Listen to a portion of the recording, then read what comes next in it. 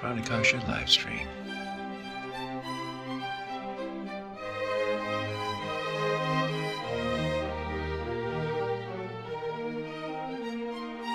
Hey folks, it's Matt at Pranakasha Productions, and today we are talking with Brandon McIntosh.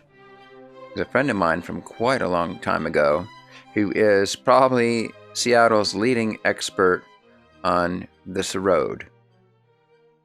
So Brandon, can you tell us all about that? What's this Sarod thing? Yeah, well, thank you. First of all, thank you, Matt, for having me on your program. I've enjoyed listening to and watching your other programs, so excited to be part of this. I know we have a lot of common interests, so we should have lots to talk about. Yeah, like Matt said, so I play a Sarod, and Sarod is a 20, well, mine has 23 strings. They're variable, but a Sarod is essentially like a banjo. And it doesn't look like a banjo. It's got the skin head here. It does not have frets. It certainly so doesn't. That is an important distinction. It does, however, have a short string up here like a banjo does. Okay, that's banjo-like. But the other thing you forgot to mention is, like, what culture does this belong to? Yeah, so this is an Indian classical instrument. Okay. It is only played in the classical genre. You won't find it in folk music or anything like that. Oh, and I know that.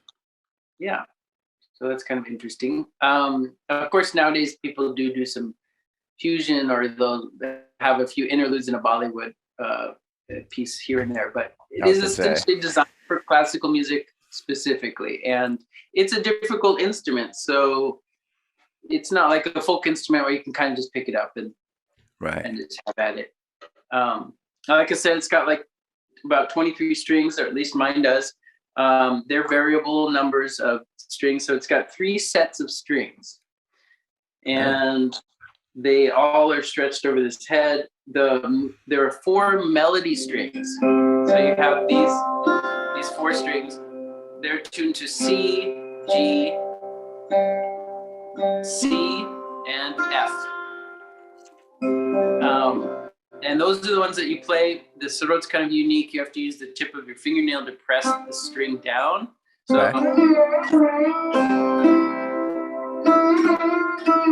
otherwise it sounds like very muted. That doesn't sound good. So use your fingernail. It's got like I said, that short string. Those are called chikari strings. Okay. Those chikari strings are used as a breath or a drone before you play a phrase. So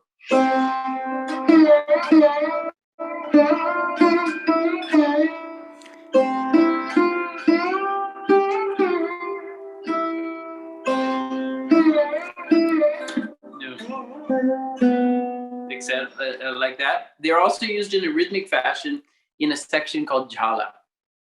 Jhala is the fast part, like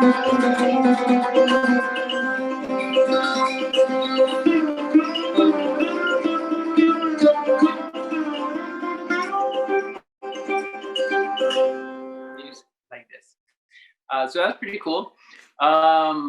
It's also got a bunch of strings underneath, which they're called sympathetic strings or taraf strings, and they're tuned to the scale that you are playing. And in Indian music, I don't know how many of your audience members know about Indian music, but in Indian music, there are lots and lots of different scale and note combinations that you can use. Okay. And so you can think of it like modes, but a lot more of them. Okay, I have a question. Yeah. So in Indian music, what's the difference between a scale and a raga? Right. So in the Western sense, let's talk about that first. So a scale would be more like a collection of notes that, just for theory purposes, is laid out in sequential order from lowest to highest, or whatever, highest to lowest. In Indian music, or rather in Indian classical music, you have something called ragas, and ragas also use a collection of notes. However, you're also given a sort of prescription on how you need to carve a pathway through those notes. And it's not always linear. It's not always just directly straight up, not always directly straight down. Okay. Oftentimes you skip particular notes on the way up, and maybe you'll have all the notes on the way down. So it's a little bit more limited. In some ways in jazz, of course, you've got your collection of notes, and you can just go straight up and down the scale and all that stuff. But in jazz, you're sort of following a chordal structure. So that's sort of a prescription on how to use the notes. That's different because we don't, in Indian classical music, have any sort of sense of harmony or chordal structures. Now, what I learned too about a raga is that a raga also has everything you described, plus it has implied there's certain melodies or melodic fragments that are sort of associated with each raga. Is that true? Yes. So each raga has a sort of identifying phrase or phrases that are often unique to that particular rag. So I think it'd be easier if I just played you something. So one of the most famous rags in Hindustani music is called Yaman. Okay. And Yaman is a Lydian scale. So you have Sadi. I think this is Lydian. With a sharp 4. It's been a while since I did all that 3 stuff. So that's almost a major scale. It's just one note's different, it sounds like. Yeah, so you have a sharp 4. So like 1, 2, 3, 4, 5, 6, 7, 1. But you can't play Yaman like that. Okay. You have to go 7, 2, 3, 4, 6, 7, 1. So you have to skip basically the tonic and the dominant on the way up. How weird is that? So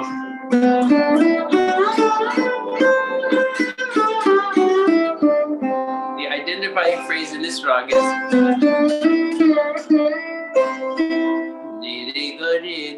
or 7, 2, 3, 2, 3.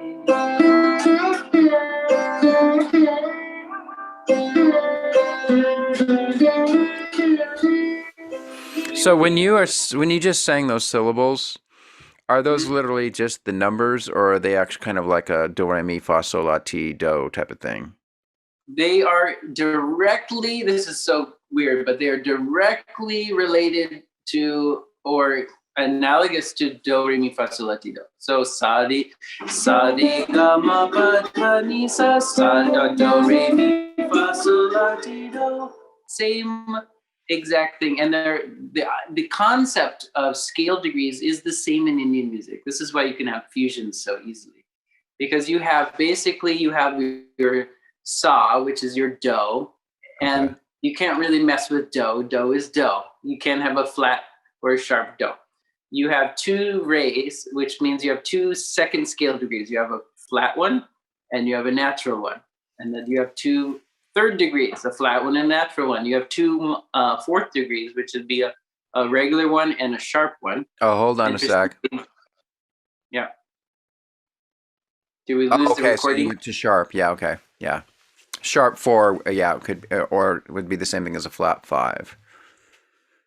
Yeah. So here, at least in North Indian music, in South Indian, they actually have, I believe they have they conceptualize it as a flat 5 sometimes in certain circumstances. But in North Indian music, it's always a sharp 4. Okay. And then you have only one, the 5th scale degree is fixed. You can never do a sharp or a flat one in North Indian music. Okay. Then you have 2 6s. You have the flat 6 and the natural 6. Then you have the flat 7 and the natural 7. So this is crazy. It's the exact same thing. And in fact, as you know, the harmonium is like a little organ that is laid out. It was brought to India with some European. Though, isn't it true that in some scales, it's pretty much assumed that certain scale steps are a little bit sharper flat depending on the raga? Is that true or not? It is true. However, it's not that much different than if you were to sing in a choir. Oh. Or if you were to sing in a jazz group or a barbershop quartet or something. So, you finesse those notes to sound sweeter, to be more in line with the natural harmonics of the series. Like in jazz, not like as there's far off as like Middle Eastern music, for example, has quarter tones. It's okay. nothing like that. You would never have a quarter tone in Indian classical music. Oh, okay. You would never stop directly on one anyway. You can have some like blues. You can have some. You can slide between them and give it that sort of Blue note sound. But right. yeah, you definitely wouldn't do a full stop on a quarter tone. Okay, cool. So Interesting. I can demonstrate though. There are some notes that are a little bit different. So if I play a rag called Marwa.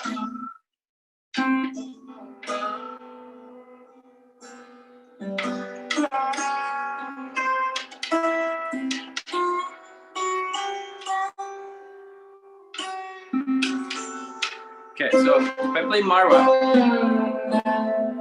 and I'm going to turn my little buzz box on over here. I'll let you know if the tambura Zoom might really freak out if it's just a tambura. I'll let you know if it sounds really weird or not. Okay, so I have some tanpura on now. I don't know if you can hear it. So far, so good. Yeah. Okay, so this rag, the 6th scale degree, that's called dha, is so strong that it becomes like a tonic. So it's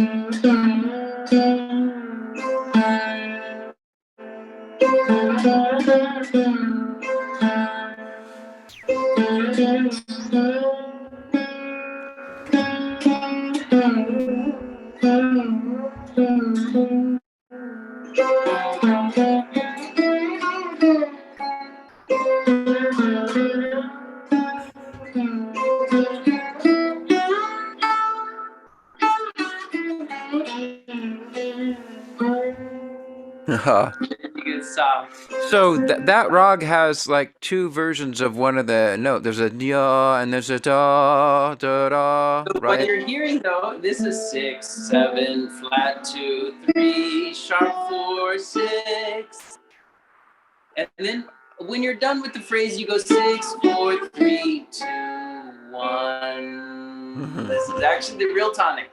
So it's sort of a home away from home.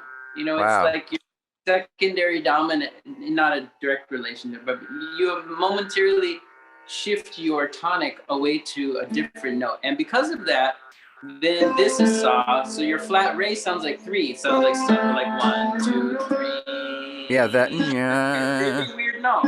Yeah. That note is hard to find. That note, it doesn't really live on the piano.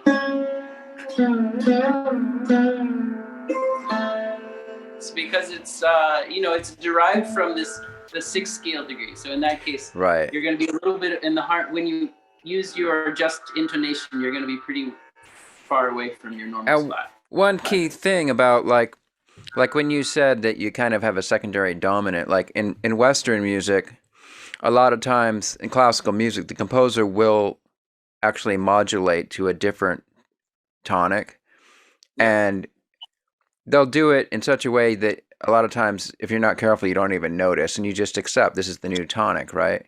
Yeah. Like in classical period, or even in Baroque, it was a given that you would modulate to the dominant partway through the piece, right. And then that would sound like the tonic for quite a while, but in Indian music, like you were saying, you sort of have that secondary tonic. But the thing is, since you got the tambura always going away, emphasizing what the real tonic is, you never feel like you've actually left. You feel like you're in some kind of in-between zone. There's definitely no concept, or at least traditional concept of modulation and then being in a whole new key center in a single piece. Often, right. You could stop the song and then do a new song, and maybe with a change your tanpura to a new note. But yes, right. Your sense of sa is always going to be at least within the same song, will always be at the same point. Right. And I think the reason that you would change the sa is basically just to fit a particular singer's voice, right? Yep. Yeah, it's purely so that you want to find that sweet spot in a vocal range or an instrument's range. Okay. Usually for classical vocalists, depending on the genre. In Drupad music, which is the older form of Indian classical vocal music, usually the singers want to reach that low saw, like the saw, their middle saw, oh my God, they want to reach that low one. So they'll tune their song so that they can reach that low saw, and then also reach an upper octave, like, so their vocal range will be like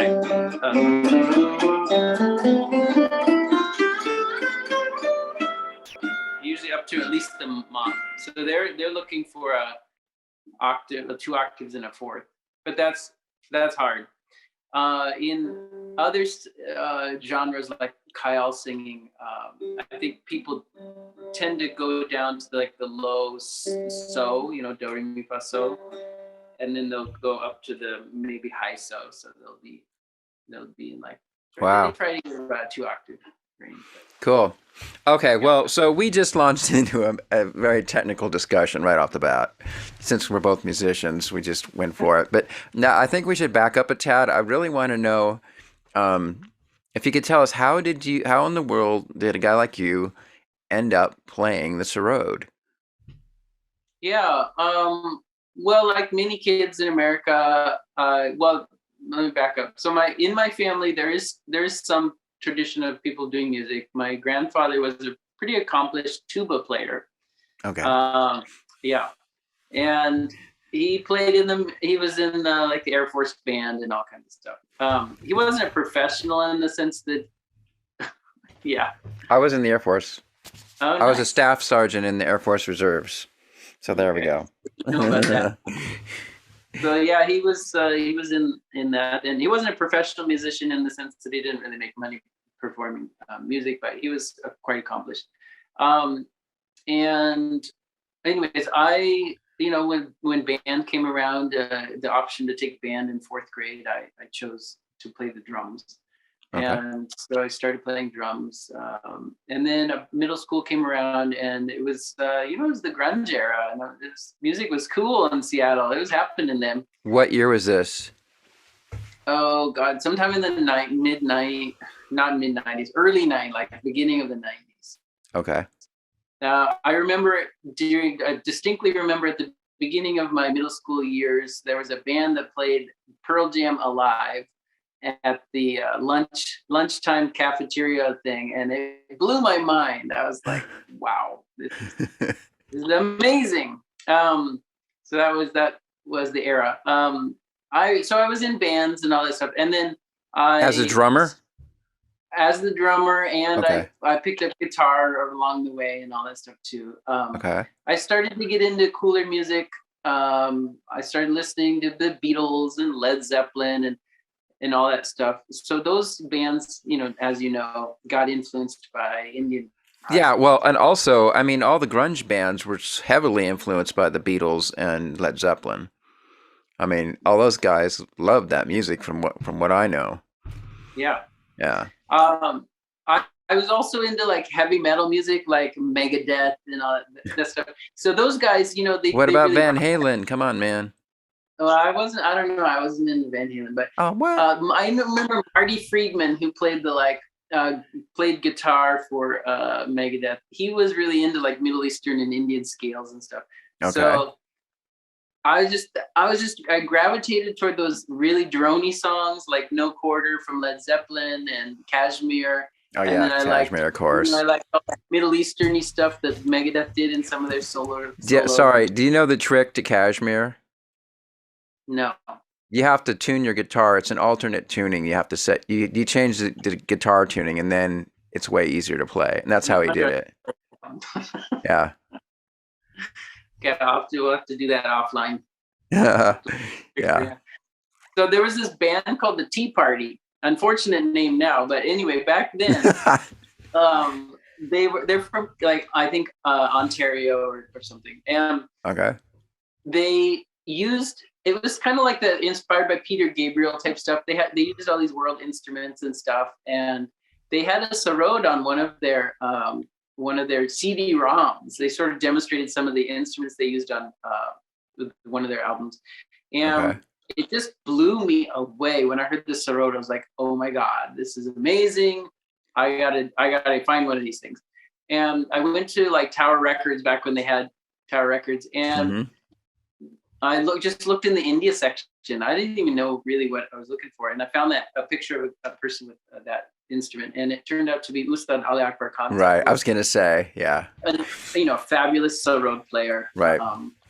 This CD was with Asha Bhosle, who's a popular Bollywood singer, and it was a very palatable and a great introduction to Indian classical music. Each song was like 5 to 10 minutes long, which in Indian classical music is like really super short. Right. So it was just, really easy to get into. The recording quality was stellar. It was just a great production. And so I was head over heels for Sarod at that point. I found a Sarod on First Avenue at Lark in the Morning, which is this. Is it the same one that you have now? No. Okay. It was a piece of garbage, but I learned on that. I learned on that thing for a while. I first was like just dabbling on my own, and then I found a local teacher who teaches Drupad music and Sitar and stuff. His name is Jeff Lewis, and he's a wonderful teacher. And I studied with him for several years. Okay. And then I decided to go. I was in college so I went to music college. I went to Central Washington University. Oh, Central. My oldest kid went there. As you know, it's a great music program. Yeah. I wanted to be a music educator in the school system, and so I went there.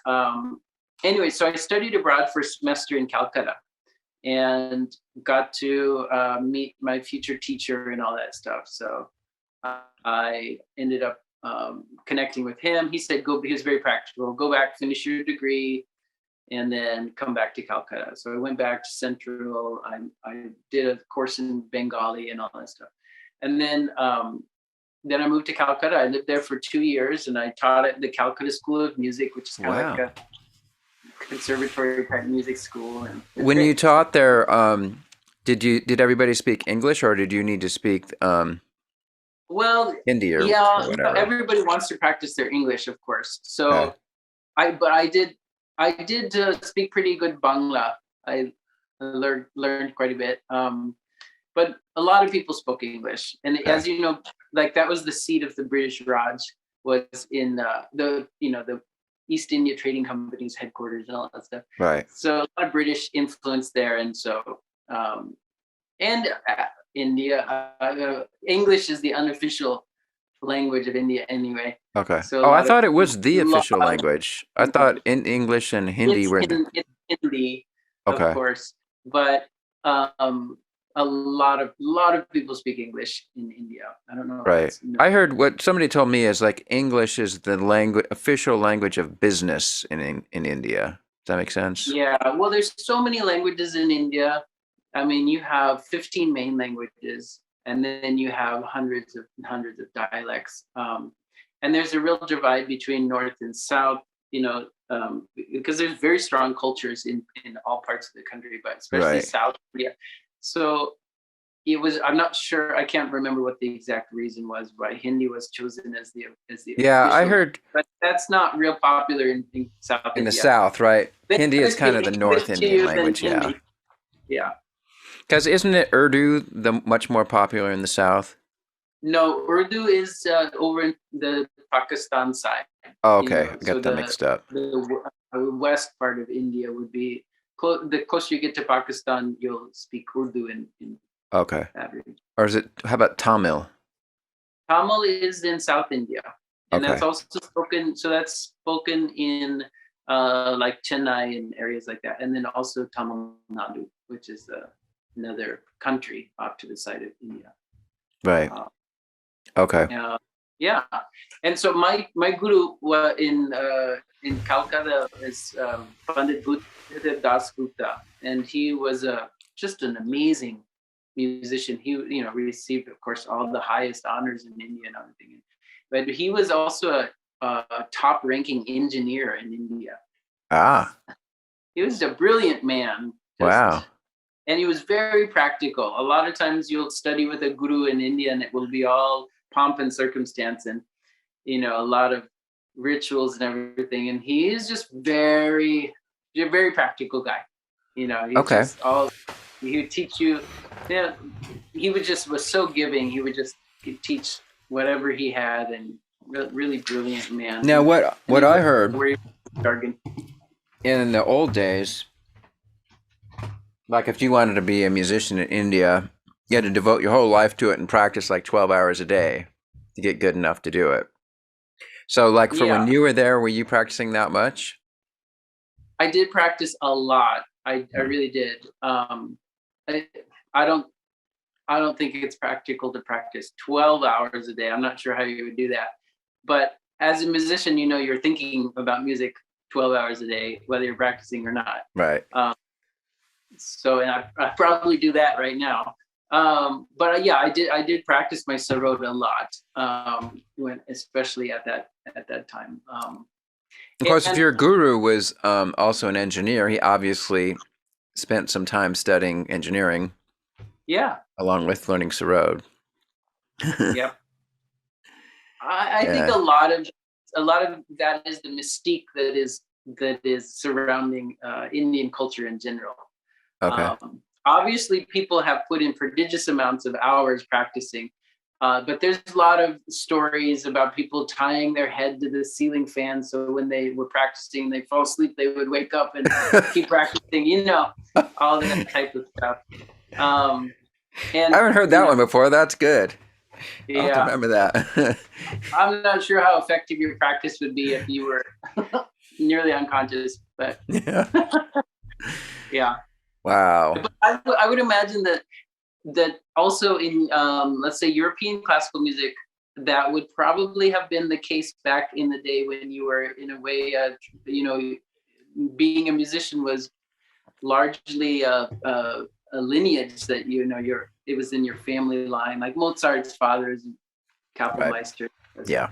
So if that was your end all be all, you would probably spend your whole day around music, rehearsing and practicing and writing and everything. So we don't really live in a world that allows for that much anymore. So the one thing too, I mean, like at least for instruments like violin, violoncello, there's only so much your body can take, and if you have any tension in your technique, there's lots of stories of people that get tendinitis or things like that because they're practicing too much, And does that happen on the Sarod too? Yeah, so I have false nails here. Okay. You have to play on the tips of your nails. So I used to play in restaurants, and I would play sometimes up to 4 hours. And by the end of 4 hours, you just felt like your fingernails were gonna, felt like somebody was tapping on your fingernail with a hammer for 4 hours. So it was very, it can be very painful to a certain point. And so you get to a point where you're just done. But then again, in India, what I heard is like your typical raga is designed to go on for like 3 or 4 hours just for one rag. Is that true? No, not really. I mean, you can't, of course, there's no limit to how long you could play, just like if you're filibustering in the Congress. But now that would be cool. If somebody hired you to go sit in the Senate and do like an 8-hour raga as a filibuster, I would watch that entire thing on C-SPAN. And that would.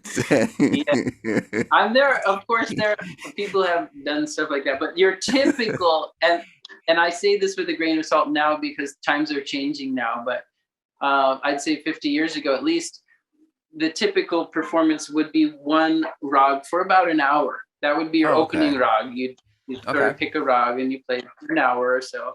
Okay. It could be stretched out to an hour 15 or maybe an hour and a half, but nowadays, I see that it's not very popular to do that. Often people will start out, they'll do their sort of introductory, what's called alap, which is without any drums or anything. And that's kind of what you were doing at the beginning of the show, right? You were kind of showing some alaps at the beginning of the show, right? Yep.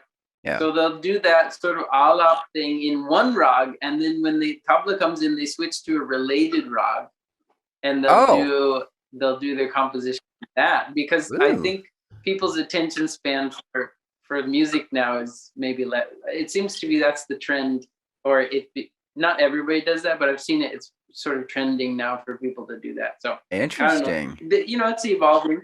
The music's evolving to adapt to people's attention span. And now, that brings up a thing. I remember Ravi Shankar. Of course, everybody knows who that is. Ravi Shankar being the famous sitar player. Yeah.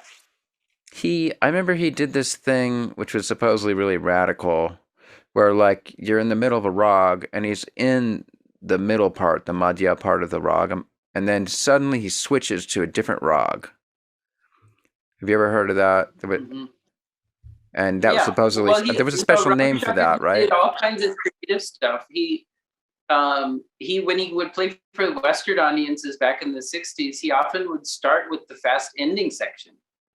Okay. Which is normally the fast ending section, which is normally saved for the end of your big presentation. But he would start with it because he knew that the Western audience wouldn't quite know what to do with that hour-long intro. But I think what you're talking about is often there is a thing called Ragamala in Indian classical music, and that is where it's kind of like a theme and maybe a theme and variation or a rondo almost, where you have a core rag in composition, and then you sort of go off and do other little rags or explore the other rags, and then again you come back to it, and then that's what I was talking about. and then you come back to the Okay. Yeah. So that is a thing that you can do, but you need to explicitly say that that's what you're doing when you start. And then I assume when you do go to a different rag, it somehow has a relationship to the one that you started from and are going to end in, right? I think it's at its best when you have some sort of a musical connection. Yeah. Yeah. Okay.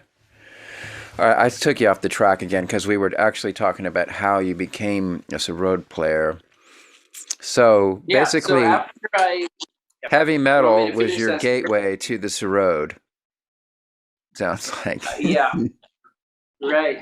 And then I came back. After living 2 years in Calcutta, and studying with my guru, I came back and did my master's in music composition at University of Wisconsin-Madison. And I chose that school because it has a great world music program. I didn't want to become an ethnomusicologist because I didn't really write about ethnomusic, but I wanted to take the classes. So anyway, that was fun. Did 2 years there. Composing and taking world music classes, and then I came back to Seattle. Okay, hold on. Sorry. Yeah. So when you said you were composing, did you have to actually write it down in Western notation, or did you just make stuff up and record it, and that was good enough for them? No, I did the traditional Western classical compositional thing. I definitely did some experimental music, but I notated it out as best as I could it was written for Western classical musicians. Okay. And I didn't just write Indian classical music. Though I definitely used that as a large influence in my music when I was at the college. Though I also did some weird stuff like trace different objects like scissors and stuff on paper and graph it out. And that was the notes. Yeah. I've heard of that one. Yeah, so I did some wacky stuff out there too. Yeah, cool. Yeah, well, I was influenced by John Cage. Did you say it got blurted out? Did you say John Cage? Yeah, I went through a John Cage phase and all that stuff. So. Okay, well, since you mentioned John Cage, like, what about all the the minimalists? Terry Riley, Steve Reich. Right. Then all those people. I can't even say his name. There's Arvo Parr too. You probably know about him. His music is gorgeous. Yeah, he's definitely not sort of Indian influence, but his music is just gorgeous. Yeah. So lush. Yeah. I definitely was way more attracted to music like that than I was to like the serial composer. I never got into it, even though my professor, he came out of that school. He was a student of Milton Babbitt. Yeah. I have some but strong he's great. opinions about that. Yeah. We don't even have to go there. Yeah. So I moved to Seattle. I played in restaurants and weddings and all kinds of cultural festivals, whatever I could get gigs doing. And that probably, I think playing in restaurants like 3-4 nights a week really helped hone my performance skills. That's great. Yeah. And then at some point, did you, I mean, I know just as a classical sarod player, you have to have some familiarity with the tablas.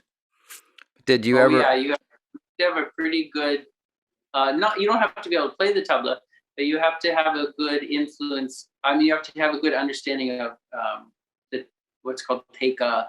Right. It's like the beat structures that they're playing. Like if somebody says da, ge, and na, na, ne, da, da, ka, tika, tika, da, or something like that, you know what they're talking about. Yep. Mm-hmm. Yeah. I never took tabla lessons like official tabla lessons. As a percussionist, though, because that was my undergrad degree, I have picked up some tabla, enough to accompany my students and stuff. Oh, really? Yeah, but how did you learn how to get the sound? Like, can you get a decent na? Yeah. But Okay. I can't take a tabla solo. Okay. That's beyond me. I mostly just play the teka. I just keep the main beat for kids. Okay. Yeah. A lot of my good friends play tabla and all that stuff. So right. they're including me. Lessons. Yeah. Yeah. But yeah. You ask me to play a rela or a kaida or a peshkar, forget it. I don't know how to do it. Yeah. Well, I mean, it's a lot of it's just how much time you want to devote to learning all that stuff. Yeah. Love it when people are like, hey, I just want to buy a set of tablas and just play them. I'm like, good luck.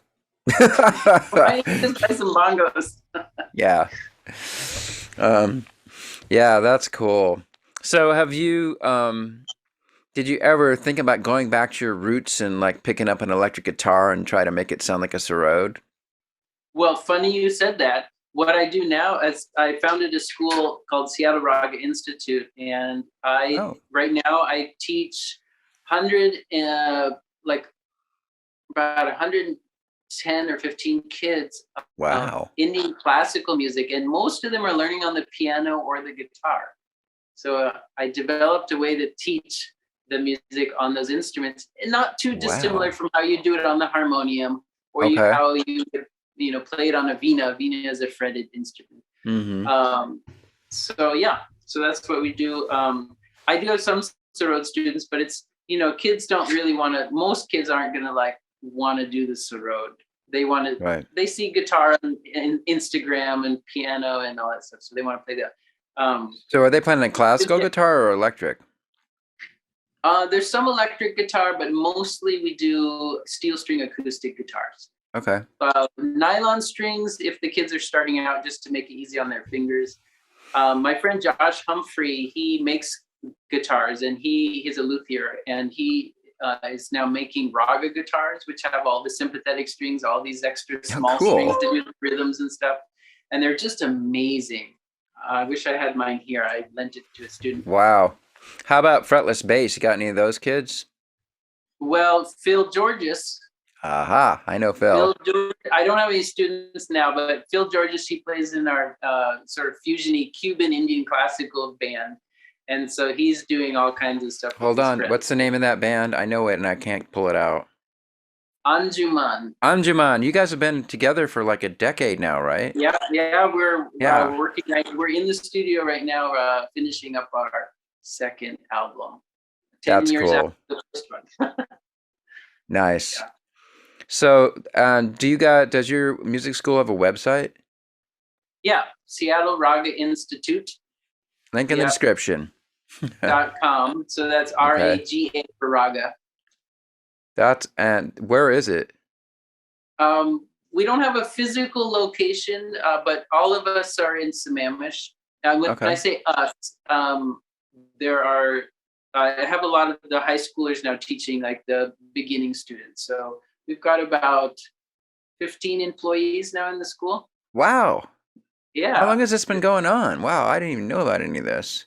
Yeah, it's been going on now. Our school's probably been around for 6-7 years now. Wow.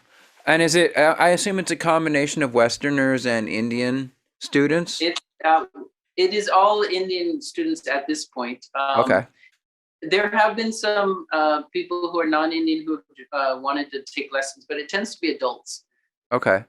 So It's I'm hard, assuming most of these kids' parents go to work at Microsoft. And a lot of IT and Boeing, engineers okay. and some doctors and stuff. So Wow. yeah, most everybody's out in Sammamish, though. Some people are starting to branch out. I have some people in Bothell, Shoreline. Cool.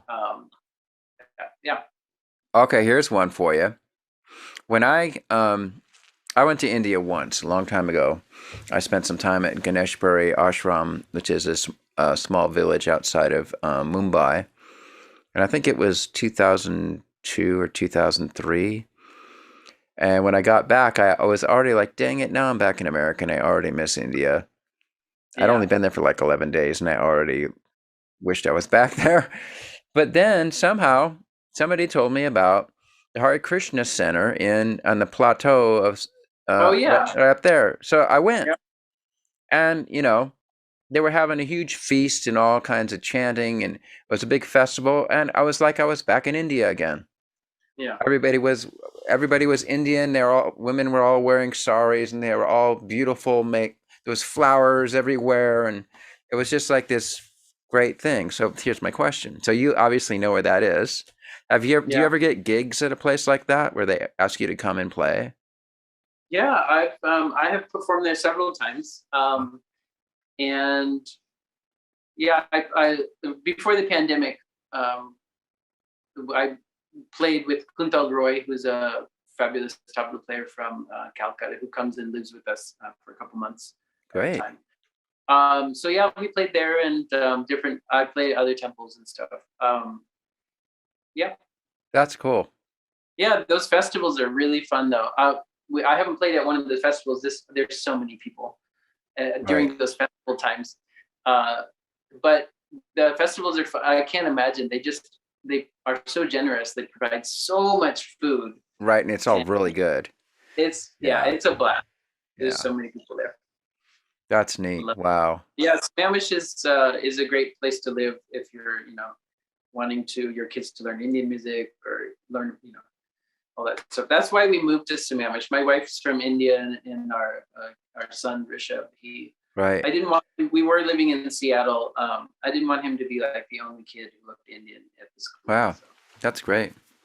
And your wife, of course, I'm way behind the times. Like what I remember from 10 years ago is your wife was involved in film, right? Is that right? Yeah, my wife she's the founder of an organization called Tasveer, TASVEER.org. And they're link in the description. Yeah, they are just huge now. Oh my God. And they have the largest South Asian film festival in the country. They do independent cinema documentaries. They invite all these famous filmmakers and actors to come from all over South Asia. Not just wow. Now, are they like completely separate from Bollywood, or what's their association with Bollywood? Mostly, yeah. It's mostly, tend to be people who do independent cinema and documentaries, and then there tend to be people who do Bollywood. There's sometimes a little bit of crossover. Okay. Yeah. But it's mostly her own thing. Wow. Well, maybe I should have her on the show sometime. They've got films now on Alaska Airlines. So if you're flying, you can look up their Tasveer recommended films and watch those on the flight and stuff. It's pretty cool. Well, it just so happens that I will be flying on Alaska Airlines this Friday, flying to Texas. Yeah. So I'll look up Tasveer films during my flight. Yeah. What are you doing? What are you doing in Texas? I'm meeting a friend. I'm going to hang out with him for the weekend, mostly because his dog died, and this dog, he's like taking it really hard. And I was like, you know what? I'll just come down and hang with you. Plus, I've been wanting to go down there anyways, so this is the time. So we're gonna go hang out in Dallas, and I'm trying to convince him that we can do a road trip to Austin so I can go see Giga Texas. The giant Tesla factory that just opened. Oh, yeah. So we'll see. We just went to Nashville a couple weeks ago. It was crazy. Oh my God. There's so much music there. I don't know if Yeah, you've been. that's what I've heard. I've never been there, but that's what I hear. So much stuff going on. Wow. So you're just like really in the thick of it. Um, is there like a Facebook page for either of these groups for your music school and also for Yeah, Tasvir? our Facebook page is probably the best, most updated place. That's where I post the videos of the kids' performances and some of my stuff. So you just look at Seattle Raga Institute, Google that or Facebook that, and you'll find our page. Okay. And then maybe you can send me the links. I'll put links to all that stuff down here. Cool. That's we were talking, exciting. Yeah, last time what were we talking about? The cross section of the divergence of Indian classical melodies from Western music sort of diverged from Indian. Indian and Western music sort of took different paths in history. Remember that? We were talking about Oh, that. yeah. Yeah, I think what you were saying is that way back in the beginning of Western music, we had Gregorian chanting. Yeah. Which was all monophonic, and it was all melody with maybe a drone, and then it was all about the nuance and everything that you could do with that beautiful line. Right. It is not too dissimilar from Indian music. You had your modes, and then within the modes, you had sort of typical phrases that you needed to bring out in those modes. You had rhythmic, you had these sort of rhythmic modes as well, which is not that dissimilar from we have bowl patterns in Sarod and Sitar music. Sort of these little rhythmic units that you add together. So yeah, it's not that different. And also, back then the Gregorian chants weren't strictly notated. Like, I mean, you had sort of a roadmap that you wrote down of what it was going to do, but there was a huge amount of latitude as to how you would interpret what was on the page.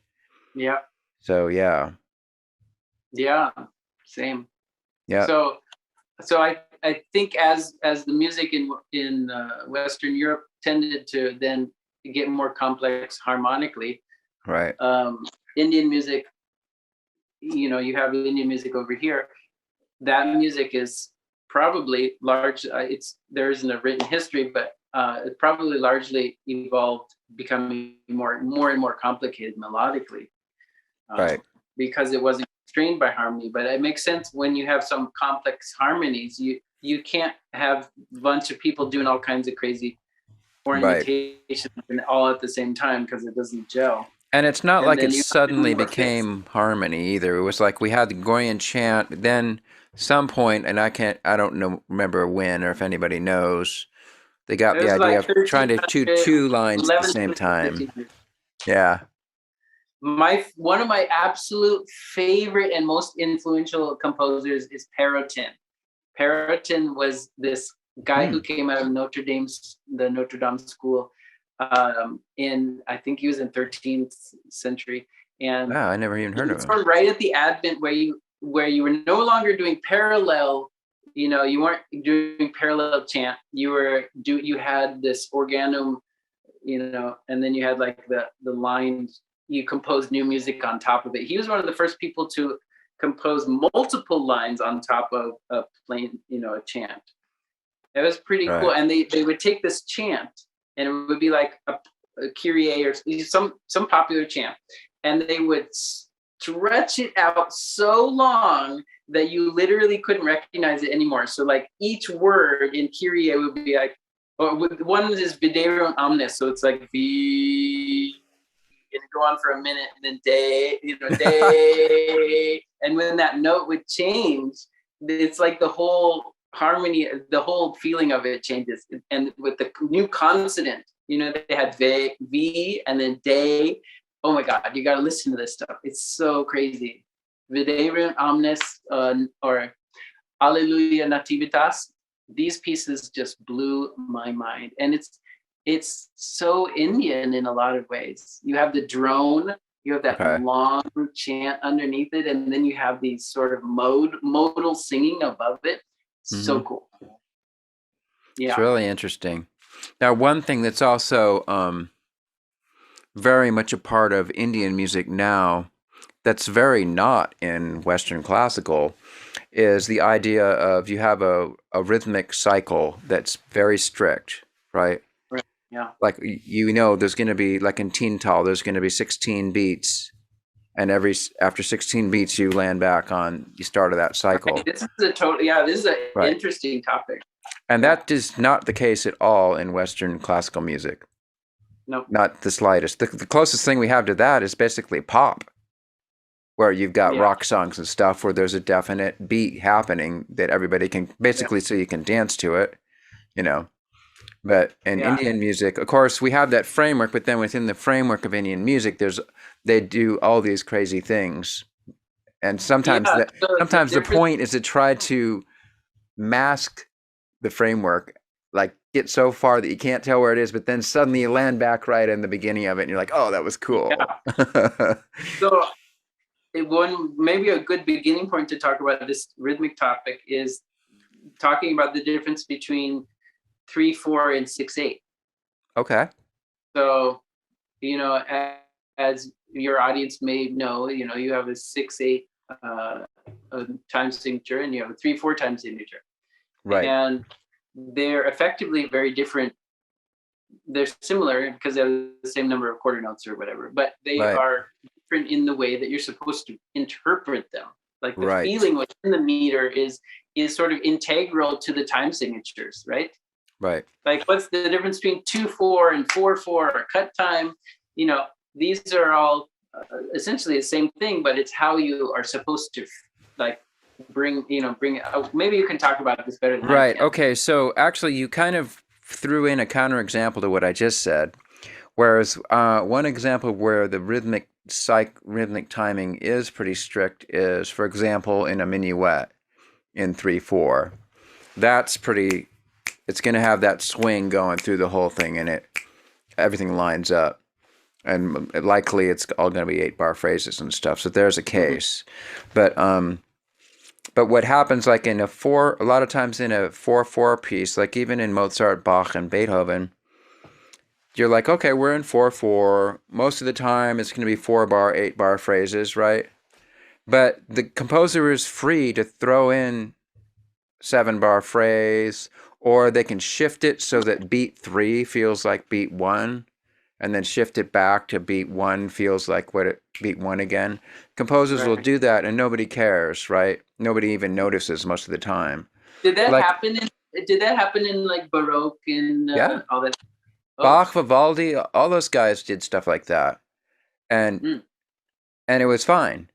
It's okay to do it, because there wasn't the strict framework. It's not like, again, in Indian music, partly because there's a large improvisational element to Indian music, so you need a structure so everybody knows what they are, That's true. Yeah. So you have that. So I mean, obviously, there's a rhythmic framework, right, to Western music, but you can fudge it a lot. You can drop beats if the beat goes off too much from the time signature, then in Western music you'll want to add a time signature to sort of catch up. Right, you'll throw in a 2/4 or sort of 3/4 or something. Right. And in modern music, that's not the case. You can't do that, right? In modern music, you're allowed to do that. Back like in Beethoven's time and Bach and Mozart, you weren't allowed to switch time signatures all the time, but they would shift stuff. What they would do, like again, if you were in 4/4.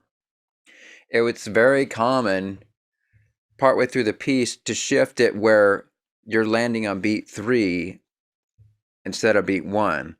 And then what they'll do is then at some point they'll shift it back again. Okay. And as a listener, you really don't notice unless you're really sitting there counting it out. Yeah. Right. Makes sense. Yeah. Yeah. Yeah. So in Indian music, like you said, you have these sort of fixed time cycles, and they tend to be quite a bit larger than 4/4. Right.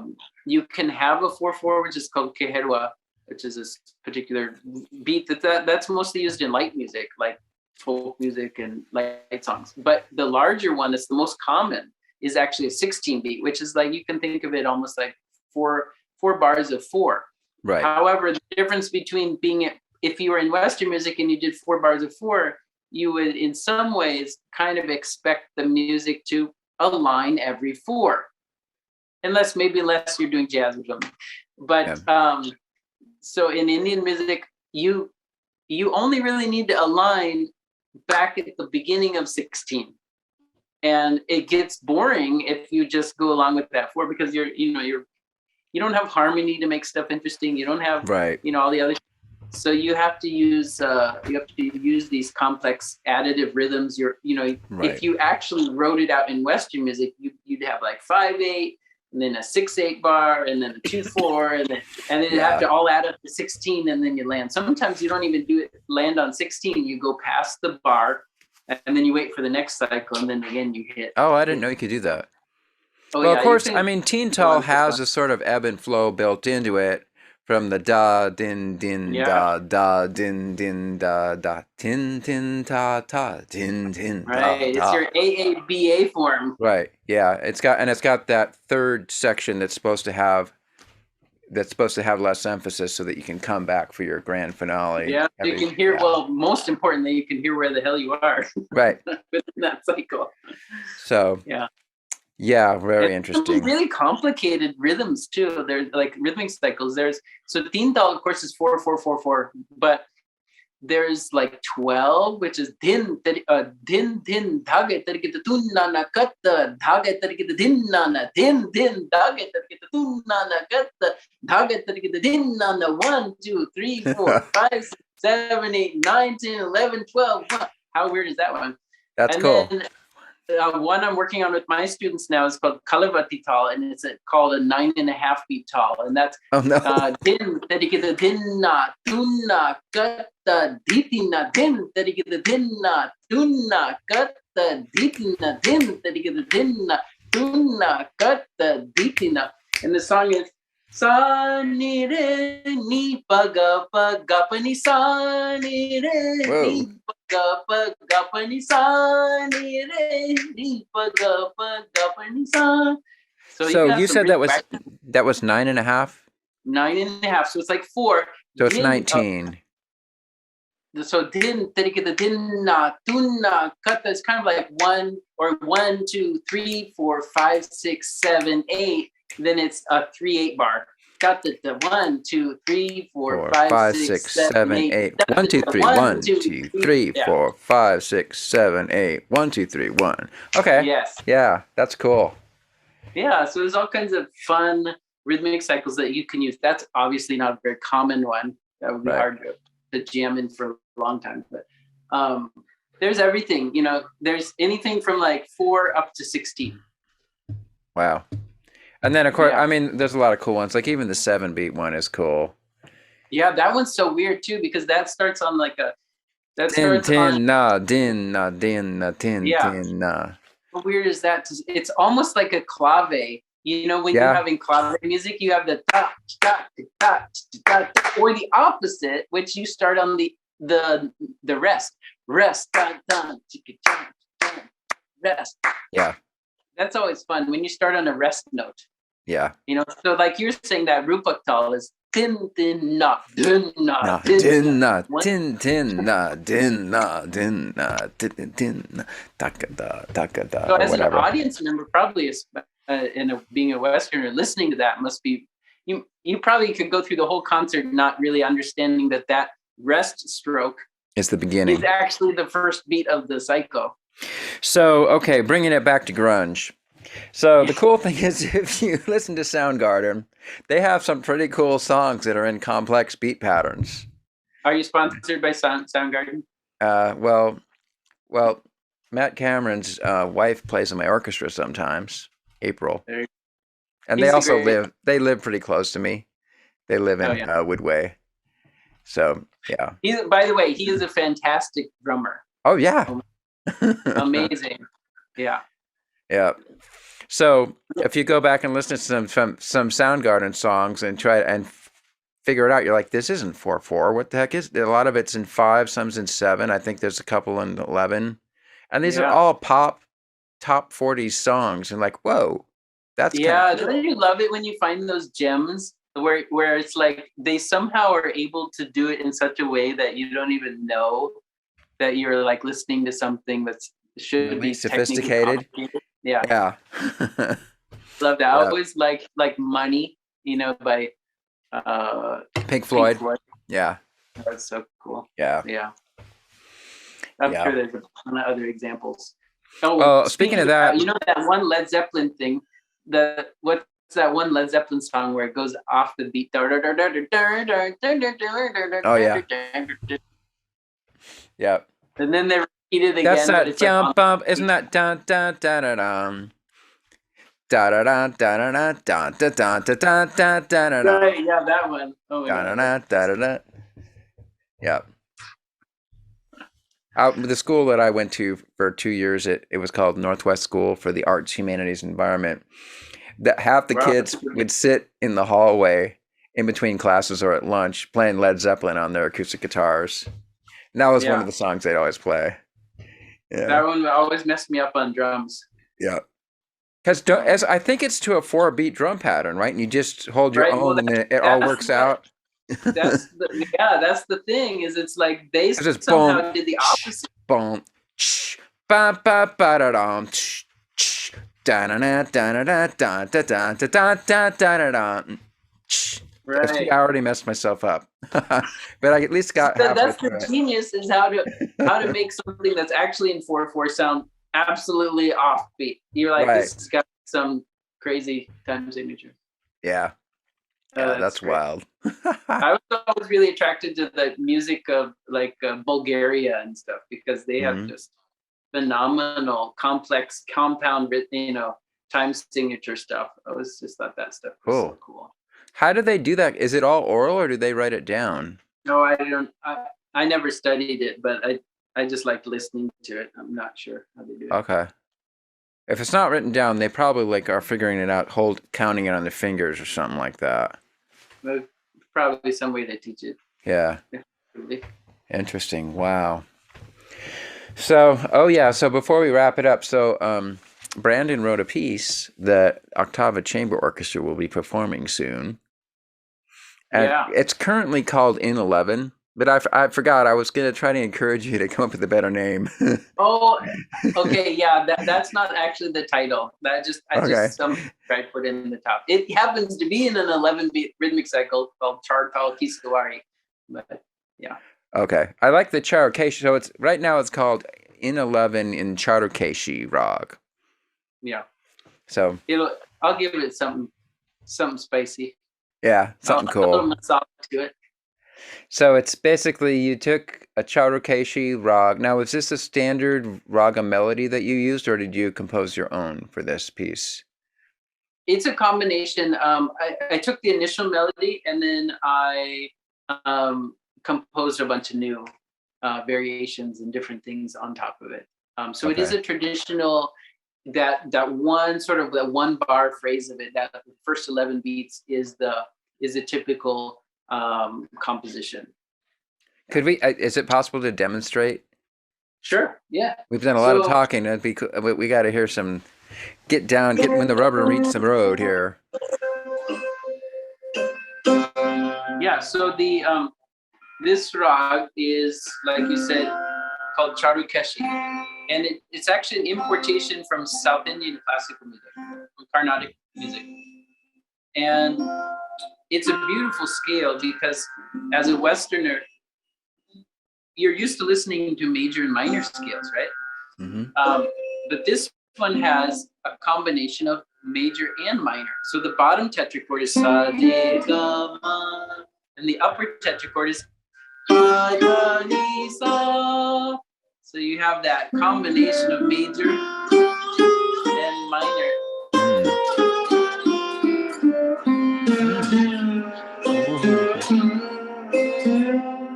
It's pretty cool. So let me just I'm going to tune my...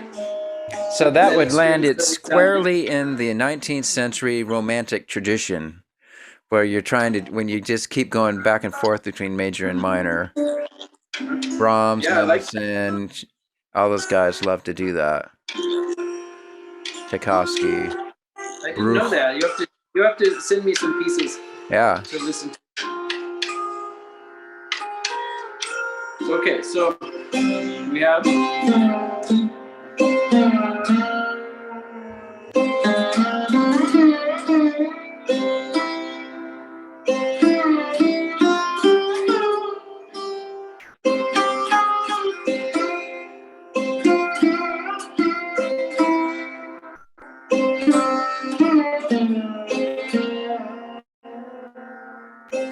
So the melody for this song is.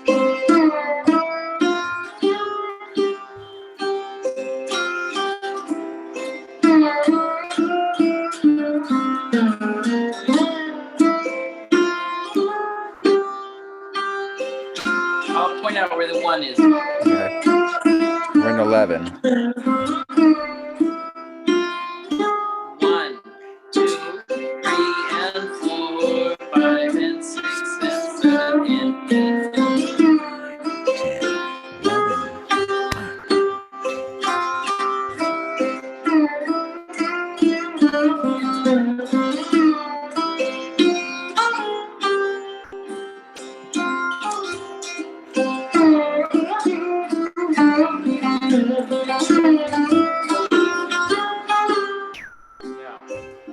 So it goes on like that, and it's an 11-beat structure. Of course, I wrote it for an orchestra, and it has at times now 5 parts, different melodies happening at the same time. So it draws on different traditions of Western classical composition. I really wanted to create something that was kind of like a fusion type thing. Okay. So he's got the jingle bells out. These are actually Tibetan bells, so they're probably way too loud. I can try to go. Is that too loud? Well, not on my phone. I could try to ding on the 1. Okay. Or maybe I could, like if I did a ding and then where should I put this? Well, it's a din, dedikita din na, dun na, got the. So I should, the first should be, so din, tere kita din, na, dun, na. Na, got the. So you go din, ding. So din, tere kita din, na, some other sound, and then ding, and yeah. Okay, one more time. So you do, it's AABA. So you got din, dedikita din na, dun na, got. Then you have to do the sawari part. Diti na, ching ching na, ching ching na. So, maybe that? Yeah. Okay. Sure. I don't know if I can do all this, but we'll see what happens. You might have to call it out first before you start. I'll put on my drums so you have something to play along to. So here's an 11-beat din, din, dun na na, cut. Da, re, ga, ma, ga, 1.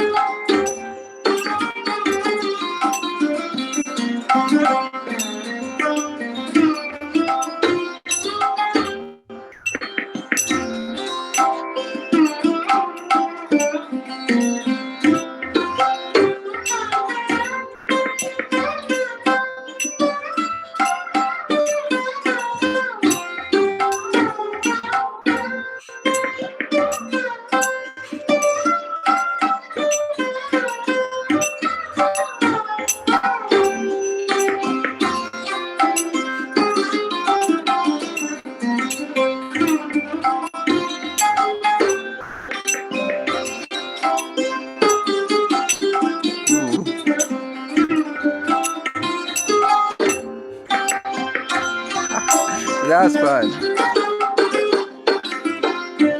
Okay, show me the 1.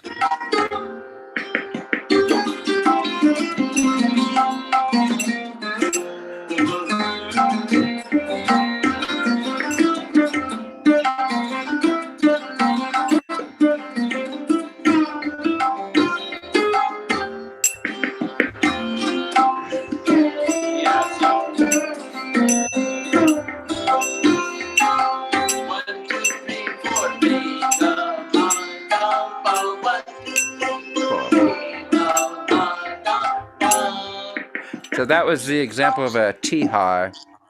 Did I say that right? T-high? Yep, T-high, yep. T-high meaning a kind of a 3-beat or a 3 pattern that ends it. So I was basically, I had no chance of keeping track of 11 beats, so I was just going like this. It was legit. That was fun. Yeah, we need to jam though. Actually, we need to recreate the Ravi Shankar ji and Yahen. What I can't pronounce his name. That violinist. Subramaniam. Subramaniam. No, the Western classical violinist who played with Ravi Shankar ji. Stefan Grappelli. The Y, and last name starts with an Mehenuddin or something. Oh, Yehudi Menuhin. Yes. Yeah. I'm very sorry. I'm not good at his name, but yes, they did some really cool. It's the stuff in Rag Pilu that was really awesome. I'd be willing to try that. I'd need several lessons. We should orchestrate out their whole piece and do a variation on it. Okay. That'd be cool. Maybe that will be the Octava Summer Jam 2023. Because our current one is pretty soon. Like we couldn't pull that off between now and then. Yeah, but next summer. Next summer would be really cool. Actually, what would be really cool is if you could do something similar to what we're doing this summer. Because the problem, of course, is you're going to be in India the day of the concert. Yeah. So I'm going to conduct, and the spirit of Brandon will be there. Well, through me, I guess. Hopefully, I'll be able to get to a rehearsal. And that's true. You prompted me to make it more, to add some of the nuances. I was afraid to add a bunch of nuances because I didn't know how people would be able to do them. But I have been working on it, and it's pretty cool. And I added that for the string orchestra. I added the double bass in there, and great. Added some really cool features. So. Well, because the nuance is everything. You take the nuance out of Indian music, and you've destroyed it. Right? Yeah. So I think our challenge is to, as best we can, try to notate the nuance and try to teach Western players how to do it. I mean, obviously they're not going to be as good as Indian players. But at least they can try. I added it in really like the key melodic parts. Yeah. So it sort of has that lilting feel, throughout it, but not every part is doing crazy stuff all the time. Yeah. Oh, that's gonna be so fun. I'm already looking forward to it. Yeah. And then the following summer we should try to do a thing where we got like the string orchestra again. But then also so it would be basically like a Sarod concerto type of thing.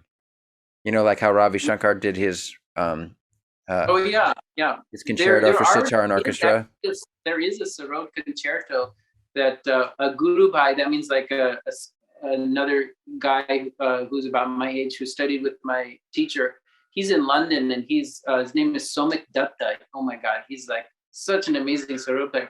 And anyway, he played with he premiered the Sarod concerto that's really quite beautiful.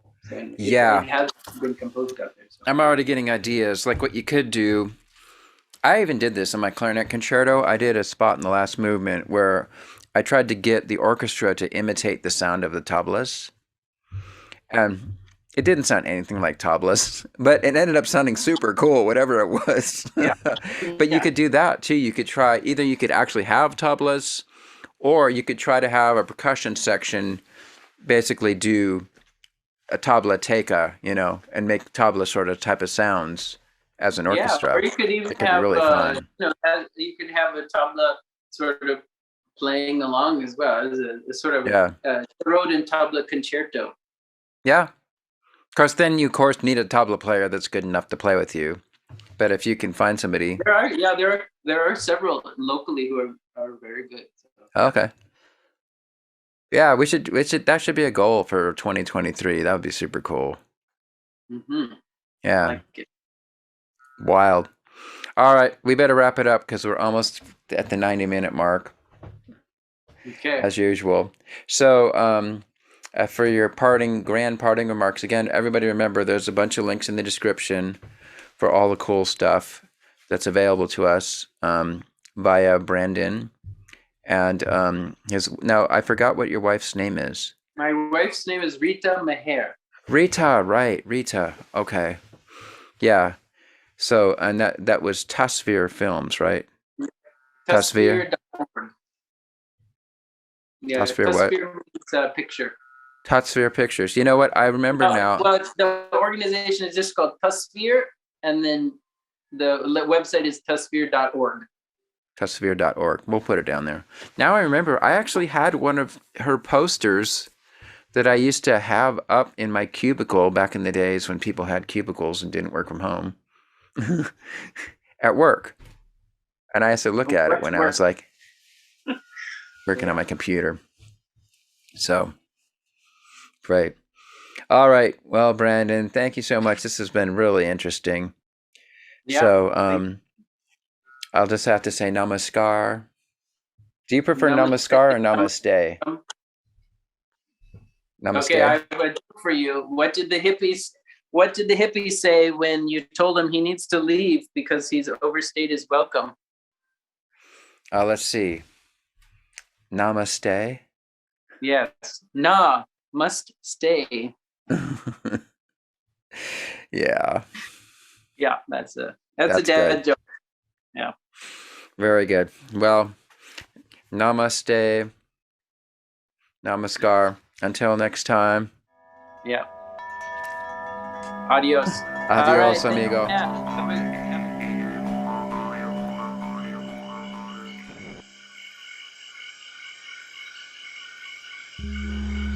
Pranakasha Production. Fantastic creations emerging spontaneously from the space of life. For the benefit of all beings everywhere. We gotta